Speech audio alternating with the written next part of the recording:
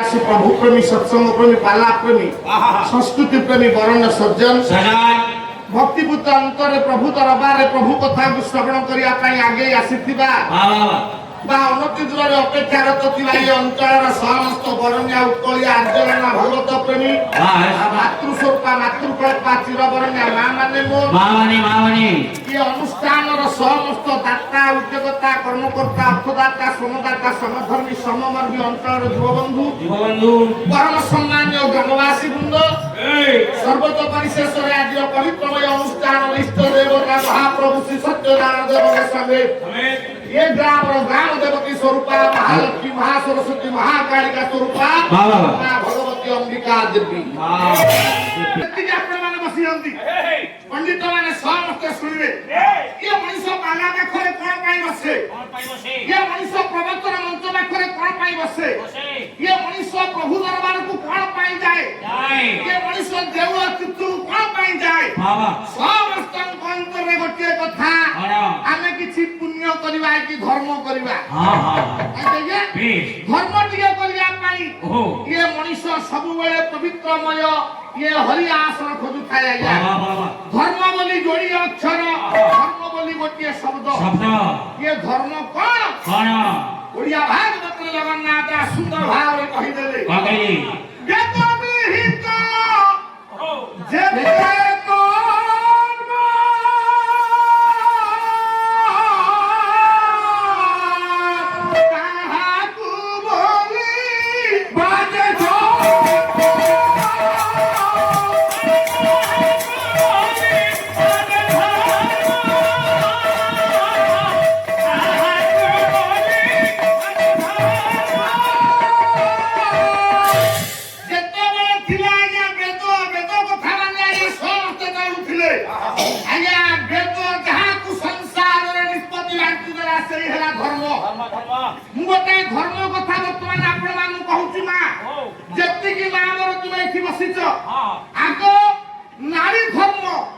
नारी धर्म रे पुरुषर मंगल हुए नारी कर्म रे पुरुषर उन्नति हुए नारी निष्ठा रे पुरुषर भाग्य परिवर्तन हुए अच्छा सारे धर्म कोन ध्रुव धातु धर्म शब्द उत्पत्ति आवश्यक कोन धर्म को भेग रे कोई लेबे ए मां जेतो बेले नारी तार सत्य धर्म रखी थाए पुरुषर मंगल हुए गोटे छोटिया कथा पचारि टिके मजा पाई आपण माने केही मन दुख करिबेनी मु सुंदर प्रसंग साहित्य आपण मान को पाई इति जत्ते मां मान मोर बसिच जत्ते मां बसिच कहिबा लखिया धर्म को रक्षा करिया पाई रज पूर्वरु आपण मान को गोटा व्रत पड़े हां से व्रतर ना कोन ना दीर्घ दिनर वंश आपण माने पाला सोता पाला सुनिया पे आग्रह रे बसी जंती रज पूर्वरु आपण कर धर्म रक्षा करिया पाई आपण मान कर गोटे व्रत पालन करे जाय सनातन धर्म रे से व्रतटा कोन व्रत धन्यवाद मां सावित्री व्रत इति सत्यनारायण अछंती मां अंबिका अछंती आपण मानकर भाई थबे ससुर थबे सासे स्वामी थबे देडुसुर थबे आपण मानक भितरु जणे के हाथ टेकी कहिला मु सावित्री व्रत करिछि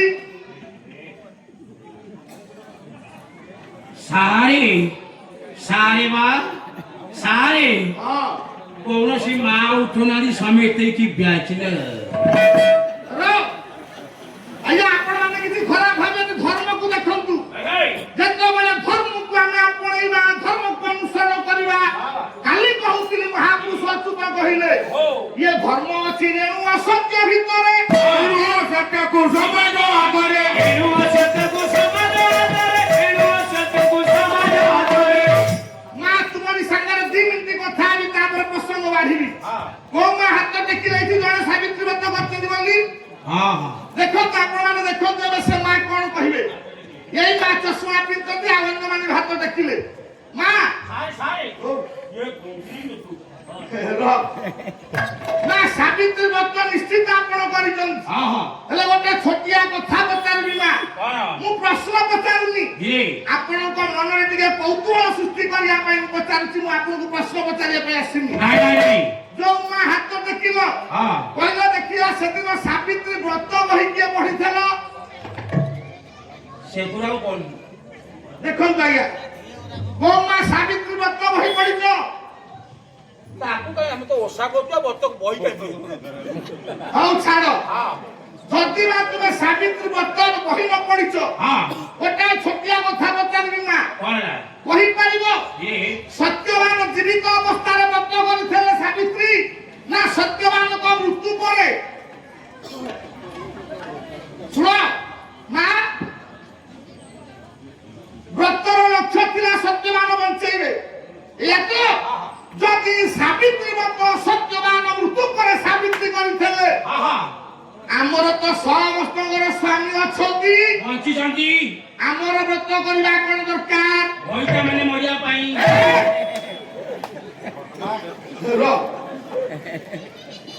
ଯଦି ସତ୍ୟବାନଙ୍କୁ ବଞ୍ଚିବା ପାଇଁ ସାବିତ୍ରୀଙ୍କର ଲକ୍ଷ୍ୟ ବ୍ରତ,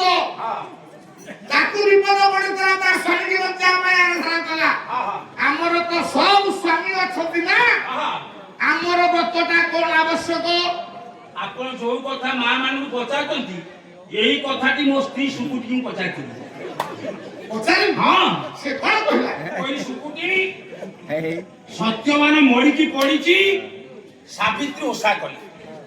ସେ ବଞ୍ଚେଇବା ପାଇଁ, ଯମଙ୍କ ପାଖରୁ ବଞ୍ଚେଇବା ପାଇଁ ସେ ଓଷା କରିଥିଲେ ସାବିତ୍ରୀ ଓଷା। ମୁଁ ତ ତୋର ବଞ୍ଚିଛି, ତୁ କାହିଁକି ଓଷା କରୁଛୁ? ମତେ ସେ କହିଲା, ଠକିନା କହିଲା, ଜ୍ଞାନୀ ପିଲାଟା ସେ ଠକିନା କହିଲା, ଯୋଗଣିକା ତୁ ମରିବା ପାଇଁ ଓଷା କରୁ। ତୋ ସ୍ତ୍ରୀ କହିଲା ତୁ ମରିବା ପାଇଁ ସେ ଓଷା କରୁଛୁ?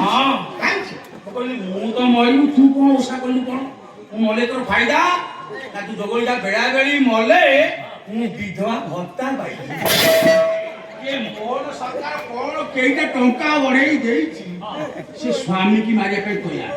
କିନ୍ତୁ ମୋର ଗୋଟେ ସିଂହ ରାଶି ଟାଣୁଆ ରାଶି, ମୁଁ ବଞ୍ଚି ଯାଉଛି। ସିଂହ ରାଶି କଣ ମରନ୍ତି?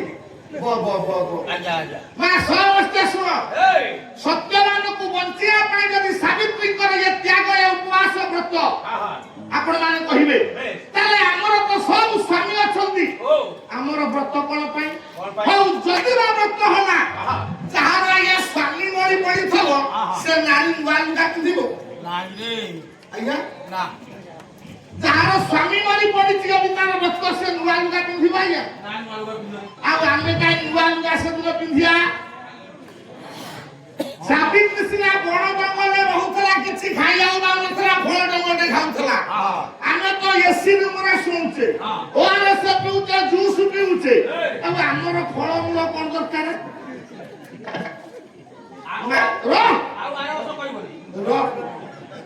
ନା ଆପଣ କହୁଥିଲେ ନା ଆମେ ତ ଘରେ ଅଛେ, ଆମର ଫଳମୂଳ କଣ ଦରକାର? ନୂଆ ଲୁଗା କଣ ଦରକାର? ଦେଖନ୍ତୁ ଧର୍ମଟା କୋଉଠି ଅଛି? ଆମର ଓଷା ଚାଲିଛି, ବ୍ରତ ଚାଲିଛି, ନାମ ଚାଲିଛି, ଯଜ୍ଞ ଚାଲିଛି, ପାଲା ଚାଲୁଛି, ପ୍ରବଚନ ଚାଲୁଛି, ସଙ୍ଗୀତ ଚାଲୁଛି,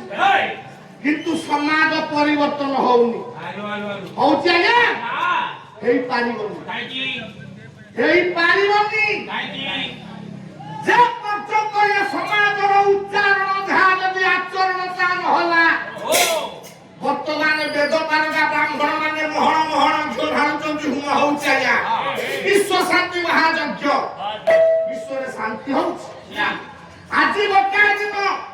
ଓଡ଼ିଶା ମାଟିରେ ପ୍ରାୟ 1000 ଜାଗାରେ ପାଲା ହଉଥିବ। ଆଜି ଗୋଟାଏ ଦିନ ଓଡ଼ିଶାରେ 1000 ଜାଗାରେ ପ୍ରବଚନ ଚାଲିଥିବ। ଆଜି ଗୋଟାଏ ଦିନ ଓଡ଼ିଶାରେ 2000 3000 ଜାଗାରେ ନାମ ଯଜ୍ଞ ଚାଲିଥିବ। ତାହେଲେ ସମାଜ ଲାଗି ପରିବର୍ତ୍ତନ କାହିଁକି ହଉନି? ସବୁ ତ ଚାଲିଛି, ପରିବର୍ତ୍ତନ କାହିଁକି ହଉନି? ଲୋକ ଯାହା ହେଲେଣି ପରିବର୍ତ୍ତନ ହବ। ହଁ, ଆପଣ ଯୋଉଠି ବସୁଛନ୍ତି 4-5 ଜଣ ମିଶିଗଲେ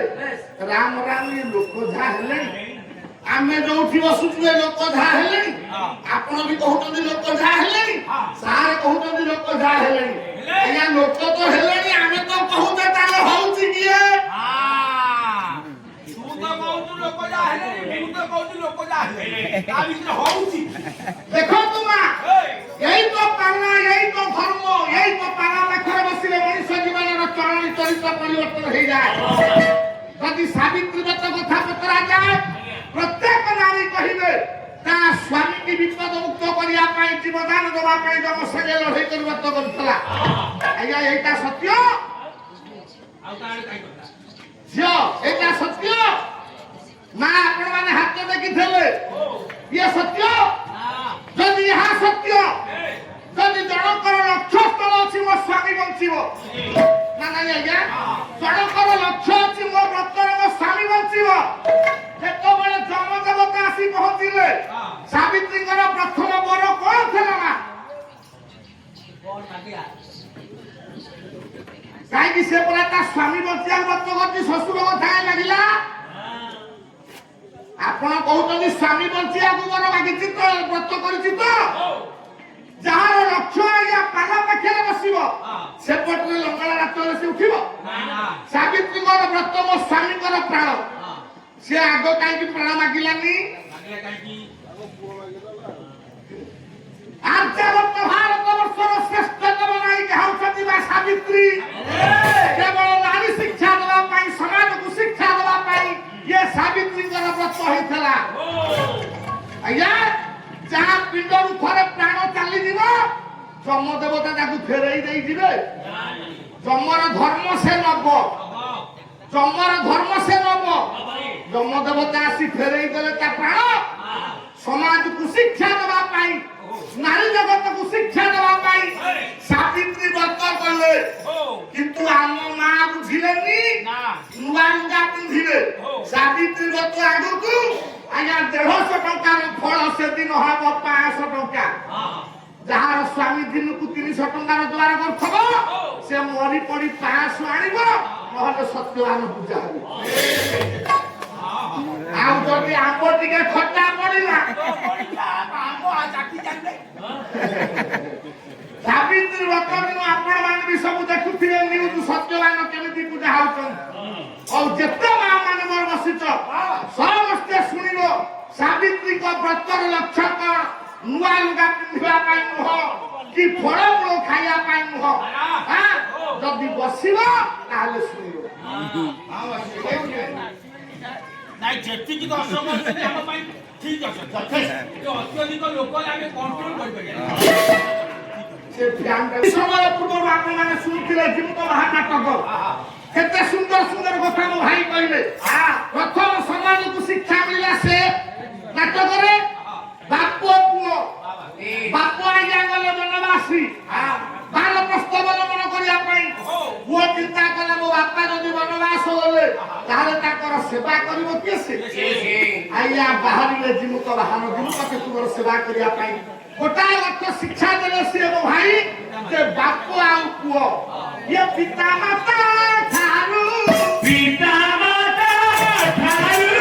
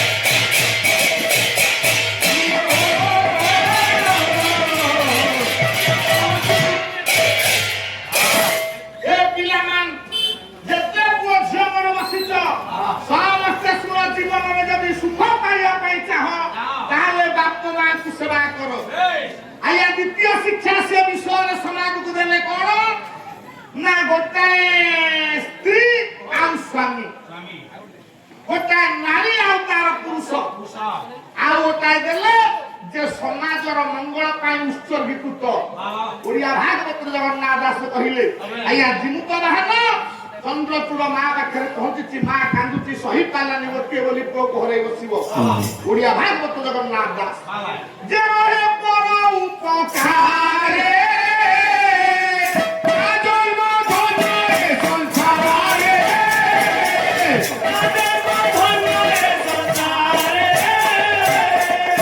পরোপকারায় পুণ্যায় ব্যাসদেব কহিদেবে আজ্ঞা সংসার ভিতরে আজ্ঞা পুণ্য কোଉଠି মিলে অষ্টাদশ পুরাণেষু ব্যাসস্য বচন দ্বয় পরোপকারায় পুণ্যায় ପାପାୟ ପରପୀଡ଼ ତେଣୁ ଅନ୍ୟର ପୁଅର ମଙ୍ଗଳ ପାଇଁ ଆଜ୍ଞା ଜୀବିତ ବାହାନ ବଦ୍ଧ ଶିଳା ଉପରେ ଶୋଇଛନ୍ତି ଆଜ୍ଞା ସମାଜକୁ କେତେ କେତେ ଶିକ୍ଷା ଭାଇ ମୋର ଆପଣମାନଙ୍କୁ ଦେଇଗଲେ ଧର୍ମ ଉପରେ ଦୁଇ ପଦ କଥା କହିବି ମା ପୁଅ ଉପରେ ଦୁଇ ପଦ କଥା କହିବି ସ୍ୱାମୀ ସ୍ତ୍ରୀ ଉପରେ ଦୁଇ ପଦ କଥା କହିବି ଯୋଉ ପାଲାରେ କିଛି ସମାଜକୁ ଶିକ୍ଷା ମିଳିବ ଆଜି ଭଗବାନ ମର୍ଯ୍ୟାଦା ପୁରୁଷୋତ୍ତମ ରାମଙ୍କର 14 ବର୍ଷ ବନବାସ ପୂର୍ଣ୍ଣାଙ୍ଗ ହେଇଗଲା ସମସ୍ତେ ଶୁଣନ୍ତୁ ଆଜ୍ଞା 14 ବର୍ଷ ବନବାସ ପୂର୍ଣ୍ଣାଙ୍ଗ ହେଇଯାଇଛନ୍ତି ଅଯୋଧ୍ୟା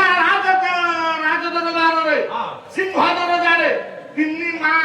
କୌଶଲ୍ୟା କୈକେୟୀ ସୁମିତ୍ରା ତିନି ମା ତିନୋଟି ଅର୍ଦ୍ଧଥାଳି ଧରି ଠିଆ ହେଇଛନ୍ତି ପିଲାମାନେ ଆଜ୍ଞା ଫେରିବେ ପିଲାମାନଙ୍କୁ ବନ୍ଦାପନା କରି 14 ବର୍ଷ ପରେ ଆଜି ରାଜପୁରକୁ ନେଇଯିବେ ଠିକ ଏତିକି ବେଳେ ଭଗବାନ ମର୍ଯ୍ୟାଦା ପୁରୁଷୋତ୍ତମ ରାମଚନ୍ଦ୍ରଙ୍କର ବିଶାଳ ମର୍କଟ ଭଲ୍ଲୁକ ବାହିନୀ ଆସି ଲାଗିଗଲା ଯେତେବେଳେ ଲାଗିଗଲା ଅଯୋଧ୍ୟାର ପ୍ରଜାମାନଙ୍କୁ ଆଡ଼େଇ ଭଗବାନ ରାମ ଅନନ୍ତ ରୂପୀ ଲକ୍ଷ୍ମଣ ମା ଭଗବତୀ ସୀତା ଆସି ସିଂହ ଦରଜାରେ ଠିଆ ହେଇଗଲେ ତିନି ମାଙ୍କ ହାତରେ ଅର୍ଦ୍ଧଥାଳି ଦେଖନ୍ତୁ ଆଜ୍ଞା ସମସ୍ତେ ଗୋଟେ ଛୋଟିଆ କଥା କହିବି ଯେତେବେଳେ ରାମ ଆସି ପହଞ୍ଚିଲେ ତିନି ମା ଠିଆ ହେଇଛନ୍ତି ରାମ ଆଜ୍ଞା କାହା ପାଦ ତଳେ ପଡିବେ ଆଗ ଆମ ସାମାଜିକ ଚେତନା ରାମଙ୍କର ମା କୌଶଲ୍ୟା କୈକେୟୀ ସୁମିତ୍ରା ତିନି ମା ଅଛନ୍ତି ରାମ କାହା ପାଦ ତଳେ ପଡିବେ ଆଜ୍ଞା କୈକେୟୀ ପାଦ ତଳେ ପଡିବେ ଆପଣ କହିଲେ ଆମରି ଘର କଥା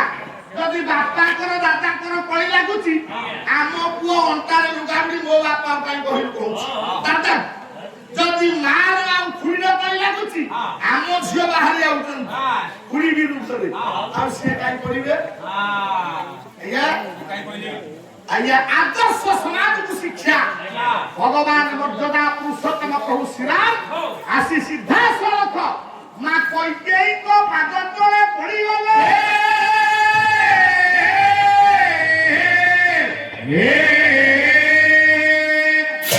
ବର୍ତ୍ତମାନ ସମାଜର ପିଲାଙ୍କର ହବ ଆଜ୍ଞା ହବ ନାହିଁ କିନ୍ତୁ ମର୍ଯ୍ୟାଦା ବାନ୍ଧିବା ପାଇଁ ଭଗବାନ ରାମ ଯେତେବେଳେ କୈକେୟୀଙ୍କ ପାଦ ତଳେ ପଡିଛନ୍ତି କୈକେୟୀଙ୍କର ଗୋଟାଏ ହାତରେ ଅର୍ଦ୍ଧଥାଳି ଆଉ ଗୋଟାଏ ହାତ ଆଜ୍ଞା ପଛପଟକୁ ରହିଛି ବିଚାର କରିବ ମା ରାଜମାତା କୈକେୟୀ ଗୋଟାଏ ହାତରେ ଅର୍ଦ୍ଧଥାଳି ଆଉ ଗୋଟାଏ ହାତ ରହିଯାଇଛି ଆଜ୍ଞା ମା ପଛପଟୁ ଭଗବାନ ରାମ ପାଦ ତଳେ ପଡିଛନ୍ତି ଅଯୋଧ୍ୟାର ଜନସମୁଦ୍ର ପ୍ରଜା ସମସ୍ତେ ଠିଆ ହେଇଛନ୍ତି ରାଜ ସମ୍ବିଧାନର ନିୟମ ଆଜ୍ଞା ଗୁରୁଜନ ମାନେ ଆଶୀର୍ବାଦ ଆଶିଷ ବଚନ ନ ଦେବା ପର୍ଯ୍ୟନ୍ତ ଲଘୁଜନ ମାନେ ଉଠିବେନି ମା କୈକେୟୀ କଲ୍ୟାଣ କରିପାରିନାହାନ୍ତି କିନ୍ତୁ ବିପରୀତ ଭାବ ନୟନରୁ ଧାର ଧାର ଅଶ୍ରୁ କୈକେୟୀଙ୍କ ନୟନରୁ ବହି ଆଉଠି ପାଦ ତଳେ ରାମ ରାମଙ୍କ ପୃଷ୍ଠ ଭାଗରେ କୈକେୟୀଙ୍କ ନୟନର ଧାର ଧାର ଅଶ୍ରୁ ବର୍ଷା ହଉଛି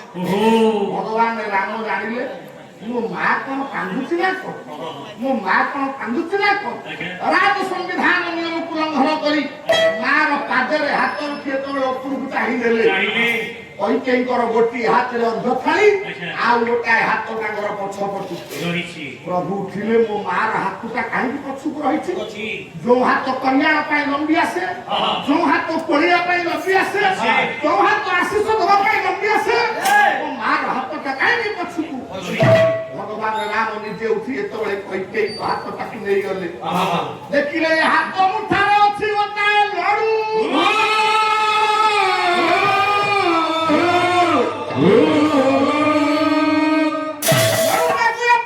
ଭଗବାନ ରାମ ଦେଖିଦେଲେ ଧାର ଧାର ଅଶ୍ରୁ ବହିଗଲେ ଆନନ୍ଦ ହେଇଗଲେ କହିଲେ ମା ଏ ଦୁନିଆରେ ତୁ ଏକା ଜାଣିଛୁ ମୁଁ ପିଲାଦିନେ ଲଡୁ ଖାଇବାକୁ ଭଲ ପାଏ 14 ବର୍ଷ ଜଙ୍ଗଲରେ ଲଡୁ ଖାଇନି ମା ମତେ ଦେ ମୁଁ ଖାଇଦେବି को हाथ दे मां मु खाई देई मां कैकेयी को हाथरू लडू बाबुले ଯେତେବେଳେ ଭଗବାନ ରାମ ଖାଇଦେଲେ कैकेयी को ହାତରେ ଯୋଉ ଅର୍ଘ ଥିଲା कैकेयୀ ଫିଙ୍ଗି ଦେଲେ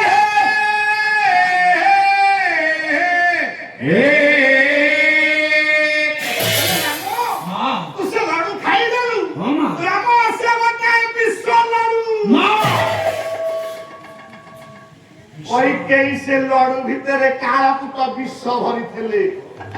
आया को दिन ना जो दिन राम वनवास गले अयोध्यावासी अंगुली निर्देश को सही न पारी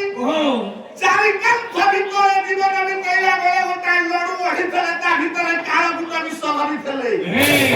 आउ से लड़ू को कहितले लड़ू रे मोरी पाखरे रहिबू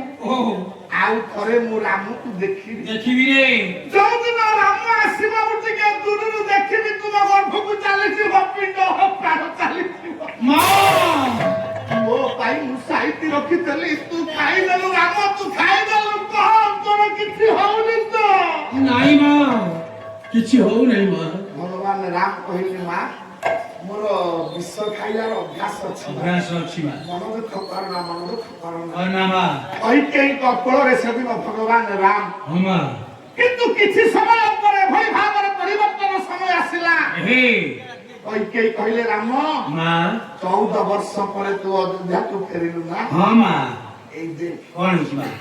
ए देख अयोध्यार प्रजा मानकर गहली जन समुद्र हां मां तते देखिया पई समते उल्लसित बदନରେ नहीं चलती हां मां 14 वर्ष परे तू अयोध्या को फेरिलु हां मां ओ ये अयोध्या राज सिंहासनर महत्ता तोर मध्ये अछि कोन कोइ मां मोइसे मते कोइलो तू एमिटा कोन कथा कहू मां आपण मान विचार करिवे आज न्यायर विचार का आपण मान हेबे काली कहउथिली ना ये लक्ष्य जन अंधथिले क्षति न होइबो विचार को अंध हेले सृष्टि न होइबो विचार को अंध हेले सृष्टि न होइबो विचार को अंध हेले सृष्टि न होइबो जो पुआ पाइबा भगवती कांदुथिले विष खाइ जाइछु बोली मां कैकेयी कहले राम 14 वर्ष परे तू आसितु ना हां मां आसीछि अयोध्या राज सिंहासनर महत्ता तोर अछि कोन कहली मां राज सिंहासनर मोह नथले हां बिताड़ी कहि 14 वर्ष परे तू आसी न था तू एमिति कोन कथा कहू मां ठीक अछि मां तू राजा हमर मन दुख करिवार किछि नाही नाही मां किंतु आज ये जो अयोध्यार जन समुद्र प्रजा माने कोनछि आंकु टिके बुझाई दे कोन बुझेई मां कोन तू बुझेई गला दिन ठारू मते प्रजा माने अंगुली निर्देश करी कहउतंती मु तते बनस्तु को पठेइथेली मां मां ये अयोध्यावासी कंतर संदेह दूर करी तू राजा हो मोर मन दुख नहीं किंतु जोई दे बुझाई दे कोन मां मु तते वनवास पठेइछ मां समस्त प्रजा माने स्तब्ध एई किछि कहू ना ना ना समस्तकर नीरवता को लक्ष्य करी कैकेयी कहले राम मां तू राजा हो मां मु अपवाद सहिली कलंकिनी सहिली मां किंतु कोन मां जदि तू राजा हबु मु तते गोटा कथा पचारी पछाई मां ये अयोध्या सिंहासन हां मां अयोध्या राज्य अरे जदि राजा हबु हां ये प्रजा मानकर संदेह टिके दूर करि दउ कोन मां ये पचारी भी दुई कथा दे बुझे कही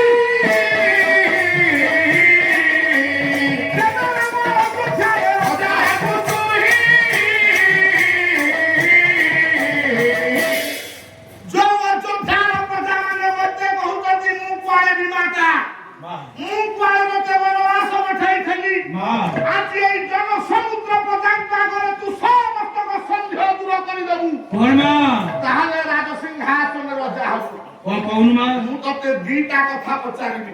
जोड़िए कथा पचाई मां जोड़िए प्रश्न पचारिबी हां हां तू जदि उत्तर देई देबू ओहो ये प्रजा माने जदि कहिबे हम हां राम जहा कहिए ठीक हेले ताहाले तू अयोध्या सिंहासन पाई योग्य आउ जदि ये प्रश्न रे तू उत्तर न देलू हां भाई मां इरे मत लाभ न तू तुई करिबू गमन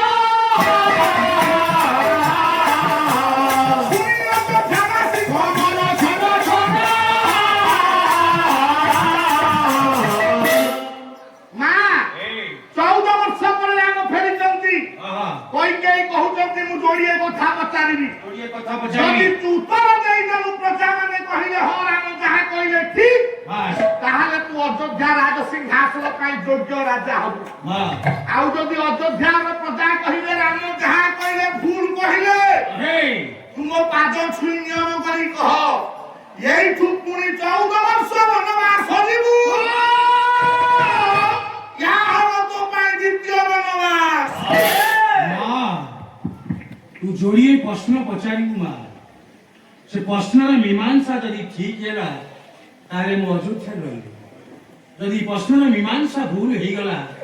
तो पाद छुई शपथ करी कहूची माँ ए सिंह दरदार पाखु मु पुणी चली जीवी 14 वर्ष बनवास पचारे माँ या भगवान राम कर द्वितीय बनवास पचारे माँ जदि उत्तर भूल हो जाए ठीक है कि भूल होला या के कहिबो के कहबे आया कइकेई पचारिचंती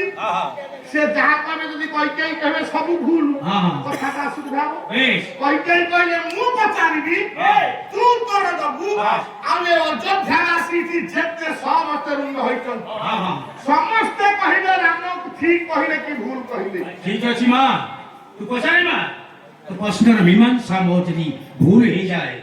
ए सिंह दरदार पाखु चली जीवी 14 वर्ष बनवास मां एतिकी सुनिला बेले गर्भधार निमा कौशल्या नयन धार धार अश्रु बहाई देलेनी मो पुओ कोन अयोध्या राज सिंहासन न हो बरम अयोध्या राजपुरा स्पर्श करी पारिबनी मां भगवती सीता कांदी लेनी पुनी कोन 14 वर्ष अरण्य भितरे बुलिबी पागल पराय भरत मथारा या पादुका धरि ठिया हेचंती मने मने स्थिर कले भाई अछंती किसी कहि पारिबेनी मने मने भाबुछंती भाई से दिन सिना मु नथिली बोली अयोध्यावासी मते केही दोषी बोली कहिलांती नाही किंतु आज जदि तुमे बनवास दिव समस्त कहिबे ये मां भंकर षडयंत्र अछि कांदुचंती पागल पराय भरत अयोध्यावासी समस्त मन चिंता थे कौन करिवे भगवान राम कहले मां मते पचारे मां जहा कहिबो मो शक्ति मुताबिक मु उत्तर देबी जदि मोर उत्तर ठीक है अयोध्या रहिबी ता नहले पुणी सत्य रक्षा करी 14 वर्ष वनवास जीवी या हो पाई द्वितीय वनवास पचारे आपण माने वर्तमान अयोध्यार प्रजा विचारक जेते ज्ञानी सत्य आपण माने बसी जे आपण माने आजि प्रश्नर विचारक आज्ञा जदि आपण माने निष्पत्ति नेबे राम ठीक कहिले कि भूल कहिले ठीक अछि कहि कहिले राम हां 14 वर्ष परे जदि तू आज अयोध्या को फेरिछु हां मां रजे हो किंतु हेले तते मोर प्रथम प्रश्न पचारे मां पचारे मां समस्त सुन तिनिटा मां थिया है जति कौशल्या कहि सुमित्रा आपण भी गर्भधारिणी मां अंतर भितरे पुअर स्थान कोठी अछि आपण मान विचार करिवे पचारे राम हां अयोध्या सिंहासन वर्तमान खाली पड़ी हां मां तू कहिलु तते मोर प्रथम प्रश्न कोन मां राजा बनिला परे आपण माने ज्ञानी माने सम प्रश्न विचार करिवे कइकेकर प्रथम प्रश्न राजा बनिला परे राज सिंहासन रे राजा किए हबो बाप चलिगला परे बाप संपत्ति के पाइबो ए अर्थ राजा बनिला परे राज सिंहासन रे राजा किए हबो बाप चलिगला परे बाप संपत्तिर मालिक किए पाइबो मां तू यही प्रश्न पचारी बोली एरे बड़ आरंभ कर साइलन मु धरी गली मां तू यही सामान्य कथा जानि पानु ना कहू राजा मरि गला परे राज सिंहासन रे किए राजा हां बाप मरि गला परे बाप संपत्ति किए पाइबो हां यही कथा त मां हां तू को जानि पानु राजा मरि गला परे राज सिंहासन रे राजार पुओ हबो राजा बाप मरि गला परे बाप संपत्ति ता पुओ पाइबो ଯେତେବେଳେ ଭଗବାନ ରାମ ଏତିକି କହିଦେଲେ ଅଯୋଧ୍ୟାବାସୀ ଖୁସି ହେଇ ସମସ୍ତେ ତାଳି ମାରିଲେ କହିଲେ ହଁ ମା ଏଇ ଗୋଟାକ ଠିକ ଏଇ ଗୋଟାକ ଠିକ ନ୍ୟାୟ କରୁଛି ଠିକ ହବ ଠିକ ଆପଣ ମାନେ ଏ ପ୍ରଶ୍ନ ଶୁଣୁଥିଲେ ସମସ୍ତେ ଜାଣିମାନ କୈକେୟୀଙ୍କର ପ୍ରଶ୍ନ ଶୁଣିଲେ ସାର୍ ରାମଙ୍କ ଉତ୍ତର ଶୁଣିଲେ ବର୍ତ୍ତମାନ ଅଯୋଧ୍ୟାର ପ୍ରଜା ଆପଣ ନା ଠିକ ରାମ କହିଲେ ନା ଭୁଲ କହିଲେ ଆଜ୍ଞା ମୋର ଯୁବକ ଭାଇ ଯାହାଙ୍କର ଇଙ୍ଗିତରେ ଅନୁଷ୍ଠାନ ଚାଲିଛି ବାପା ରାମ ଠିକ କହିଲେ ନା ଭୁଲ କହିଲେ ଆଜ୍ଞା ହଁ କହିଲେ ମୁଁ ସିଂହାସନରେ ବସିବି 14 ବର୍ଷ ଯିବି ଠିକ କହିଲେ ଏପଟେ ଆସ ତର ଏ ମା ଯେତେ ଜଣ ତୁମେ ବସି ଶୁଣୁଥିଲ କୈକେୟୀଙ୍କର ପ୍ରଶ୍ନ ଶୁଣିଲ ରାମଙ୍କ ଉତ୍ତର ଶୁଣିଲ ରାମ ଠିକ କହିଲେ ନା ଭୁଲ କହିଲେ ସେ ମା କହୁଛନ୍ତି କାଇଁ ହଁ ମାଉତି ଭୁଲ ହଉଥିବ କାଳେ ମା ସାବିତ୍ରୀ ତମେ ହାତ ଦେଖୁଥିଲ ମୁନାଂସା ତୁମର ଅଛି ପୁଅ ରାମ ଠିକ କହିଲେ ନା ଭୁଲ କହିଲେ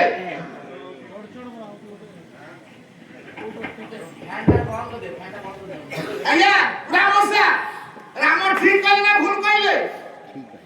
ଠିକ କହିଲେ ରାଜା ମରିଗଲା ପରେ ବାପା ପୁଅ ହବ ରାଜା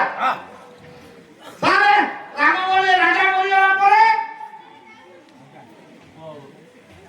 ସମସ୍ତ ଅଯୋଧ୍ୟାବାସୀ ହାତ ଦେଖିଲେ ରାମ ଯାହା କହିଲେ ଠିକ କହିଲେ ଠିକ କହିଲେ ଠିକ କହିଲେ ଠାକୁରେ ଯା କହିଲେ ଠିକ କହିଲେ ଠାକୁରେ ଯା କହିଲେ ଠିକ କହିଲେ ଯେତେବେଳେ ଅଯୋଧ୍ୟାବାସୀଙ୍କର 100କୁ 100 ସମର୍ଥନ ମିଳୁଛି ମା କୈକେୟୀଙ୍କର ବକ୍ଷ ଗର୍ବରେ ଫାଟି ଯାଉଛି ଅନ୍ତର୍ନିହିତ ଗର୍ବ ମୋ ପୁଅକୁ ଅଯୋଧ୍ୟାରେ 100କୁ 100 ସମର୍ଥନ ଯେମିତିଆ ତାଲା ଜେଡା ବଡ ତାଲା ଆଉ ସିନ୍ଧୁ କାଠି ଛୁଆଇଦେଲେ ସା ତାଲାଟା ଖୋଲିଯିବ ଏମିତି କାଇଦା ଅଛି ଖୋଲିଯିବ ମୁଁ ଜାଣିଛି ଉତ୍ତାରଣ ଗାଁର ଯେତେ ଗ୍ରାମବାସୀ ବହୁତ ଖଣ୍ଡର ଅଧିକାରୀ ମୁଁ ଦେଖି ତିନି ମାଳ ଚାରି ମାଳ ଦି ମାଳ ମୁଁ ଚାଲିଛି ଆଜି ଖରାବେଳେ ତୁ ଉଠାଇ ଗାଳି ଆପଣ ମାନେ ସମସ୍ତେ ପାଲା ଦେଖି ବାଧା ହେଇକି ଶୋଇଥିବେ ମୋ ପାଖରେ ଏ ସିନ୍ଧୁ କାଠିଟା ଅଛି ମୁଁ ବି ଆଜି ଦିନ ସାରା ଆପଣଙ୍କ ସାହି ବୁଲିଛି ମୁଁ ରାତିରେ ଯାଇ ଆପଣ ବାଧାରେ ଶୋଇଛନ୍ତି ସିନ୍ଧୁ କାଠି ଲଗେଇ ଆପଣଙ୍କର ଘର ଖୋଲିବି ଗଡରେଜ ଖୋଲିବି ତା ଭିତରେ ଆପଣଙ୍କର ଯୋଉ ଟଙ୍କା ହାର ଅଛି ବାହାର କରି ଆଣିବି ତାହାର ପୁଣି ଆଣି ଆସିଲା ବେଳେ ଯେତେବେଳେ ଦାଣ୍ଡରେ ହେଇଥିବି ଆପଣଙ୍କ ସାମ୍ନା ଘର ହଉ କି ବାରଣ୍ଡାରେ ଶୋଇଥିବ ସେ ଉଠିବ ମୋ ହାତରେ ଯେତେବେଳେ ଆପଣଙ୍କ ଘରର ସୁନା ହାର ଦେଖିବ କି ଆପଣଙ୍କର କିଛି ଦାମିକା ଜିନିଷ ଦେଖିବ ଏଇଟା କଣ କରିବେ ମତେ ମୁଣ୍ଡିଆ ମାରିବେ ସେଇଠି ଆଉ ଗାୟକ ଭଲ ଗୁଣ ପେଣ୍ଡାଲ ଉପରେ ହିତ ବାଣୀ ଶୁଣଉଛି ସବୁ ଶୋଇସାରିଲା ପରେ କାମଟି କରୁଛି ବଢିଆ କାମଟି କରୁଛି ବାପା ତୁମେ ମାଇକରେ କୁହ କଣ କରିବ ସମଣି ଫଟେଇ ଦେବେ ଆଗ ନାକ ଦଣ୍ଡିକି ମାଡ଼ ଆଜ୍ଞା ঠিক কথা টাইম দেবে নাই ପାରିବ ସତ କହୁଛ ପାରିବ ମାନେ ତୁମ ଇଙ୍ଗିତରେ ମୋ ବେକରେ ଟଙ୍କା ମାଳ ପଡିଲା ଫୁଲ ମାଳ ପଡିଲା କିନ୍ତୁ ସିଠି ମତେ ମାରିବାକୁ ତୁମ ହାତ ଯିବ ଆଗ ମାଡ଼ ମୁଁ କାହିଁକି କହୁଛି ଯେ ସ୍ଥିର ଚିତ୍ତରେ ବିଚାର କରି ମତେ କୁହ ଗୋଟେ ବିରାଟ ପ୍ରଶ୍ନର ସମାଧାନ କରିବା ପାଇଁ ମୋ କଥା କାହିଁକି କହୁଛି ये दोस्त ଆପଣ କେବେ ବାହାରିଲେ ଆମେ ତ ତୁ ଏ ଚାବି ଧରି କେତେବେଳେ ଆଣିଛନ୍ତି ଏ ଦୋଷ କେବେ ଧରିଲେ ପଇସା କଣ ଅଭାବ ନଉଛୁ କମ ନଉଛୁ ତା ଭିତରେ ଏ ଦୋଷ ବି ଅଛି ଚାବି ଫିଟେଇକି କାମ କରୁଛ ସମଣି ଫଟେଇ ଦେବେ ନାକ ଦଣ୍ଡି ବାପା ବି କହିଲେ ଆଉ ସମୟ ଦବୁନି ଆମେ ସମୟ ଦବୁନି ସେ ତୁମର ନିଜେ ମାନିଗଲେ ସତ କଥା ଆଉ ସିଏ କଣ ମୁଁ କଣ ସମସ୍ତେ ହେଇଥାନ୍ତି କାହିଁକି ମାରିବ ମୁଁ ତ କହିବି ମତେ ଫୁଲମାଳ ଦଉଛ ଟଙ୍କା ଦଉଛ ମଞ୍ଚ ଉପରେ ଆଉ ସିଠି କାହିଁ ତୁମ ଦାଣ୍ଡରେ ଦେଖିଲେ ମାରିବ ସେମିତି କର୍ମ କରୁଛ ତାର ଉତ୍ତର ମିଳିବ ତୁମେ ଲୋକ ଦିଗରେ ଭଲ ନୁହଁ ମଞ୍ଚ ଉପରେ ତୁମେ ଧର୍ମବାଣୀ ହିତବାଣୀ ଶୁଣେଇଲା ବେଳେ ପାଲା ପରେ ତୁମର ପ୍ରକୃତ ମନେ ପଡୁଛି ତୁମେ ଚୋରି କରୁଛ ମୁଁ କହୁଥିଲି କିଛି ସମୟ ପୂର୍ବରୁ ଯାହାର ଉଚ୍ଚାରଣ ଅଲଗା ଆଚରଣ ଅଲଗା ଯିଏ କହେ ଗୋଟେ କରେ ଗୋଟେ ବାପା ସିଏ ଭଲ ଯିଏ କହେ ଗୋଟେ କରେ ଗୋଟେ ବେଶ ସିଏ ଆଜ୍ଞା ଭଲ ନାଇଁ ଭଲ କି ନାଇଁ ନାଇଁ ନାଇଁ ମୁଁ ଭଲ ମଣିଷ ନୁହଁ ବାବା କାହିଁକିନା ମୁଁ ଧର୍ମ ମାଣିଷ ହଉଛି ପଛରେ ଚୋରି କରୁଛି ଚୋରି କରୁଛି ଆଜ୍ଞା ଆଚରଣ ଚାରଣ ସେଇଥିପାଇଁ ଆପଣ ମୋ ସରେ ହାତ ଲଗେଇବେ ବାବା ମୋର ଆଜ୍ଞା ମାନେ ସାମାଜିକ ମୀମାଂସା ସରିଲା ହଁ। ଆପଣ ମାନେ ଏଥିରୁ ଜାଣିଲେ ଯାହାର ଉଚ୍ଚାରଣ ଅଲଗା ଆଚରଣ ଅଲଗା ସିଏ ଆଜ୍ଞା ଆଦୌ ଭଲ ନୁହଁ ନା ନା ନା ନା ଏବେ